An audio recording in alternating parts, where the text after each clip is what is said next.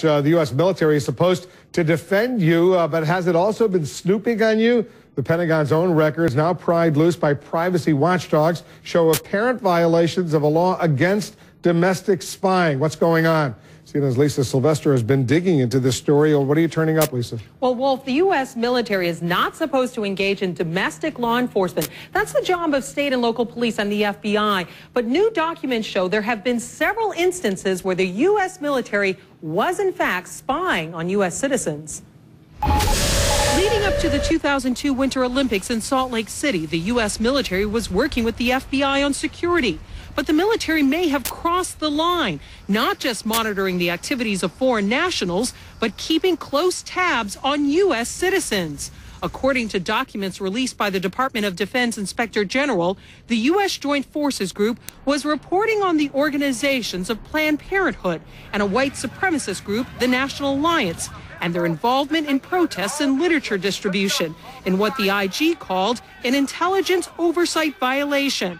Privacy watchdogs call it illegal. Unless there's a foreign intelligence activity going on or counterintelligence activity or some other very limited exceptions, the military is simply not supposed to gather intelligence against U.S. organizations. But that did happen. Another example, 2007, an Army Reserve officer routinely collected and retained communications on U.S. citizens and protest groups exercising what the Pentagon said was their freedom of speech and assembly. The Electronic Frontier Foundation filed a Freedom of Information request to obtain the nearly 800 pages from the DoD Inspector General. But since the documents are heavily redacted, they say it's difficult to know the extent of the military intelligence gathering. CNN legal analyst Jeffrey Toobin. Certainly since 9/11, the government, including the military, has gotten much more aggressive in searching out possible terrorists. But the military, like the rest of the government, still has to follow the law, and that's something everybody needs to be reminded about. The Pentagon, in a statement to CNN, said, quote, "This is public knowledge because DoD properly reported the incident, investigated, and took responsible actions to address the violations." And the Pentagon spokesman added, "When we learn of potential violations of law, we investigate and take action." Now, we contacted Planned Parenthood to get their reaction to the military tracking their activities. They say they're currently reviewing all of these documents and are holding off at this point from releasing a comment. Wolf? All right, you'll check back with us. Let us know what they say. Thanks very much, Lisa.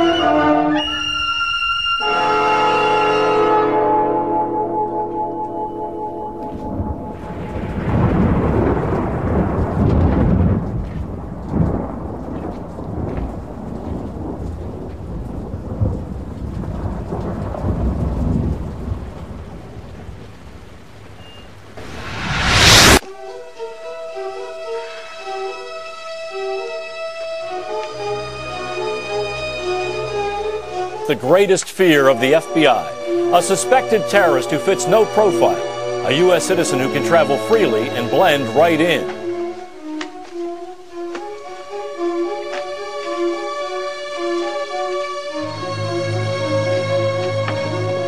government control, the rise of martial law.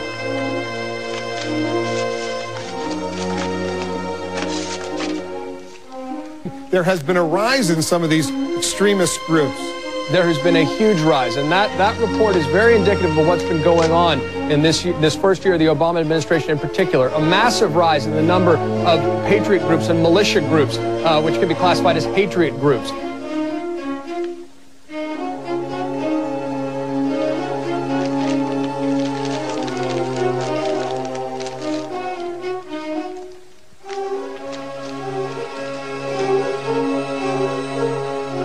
This was the talk of the town in Hardin on Thursday. Mercedes decked out in the City of Hardin Police Department decals and driven by American Police Force members. We're not disclosing the name of our parent company. We know the guy that owns the company, but we've never seen this name before.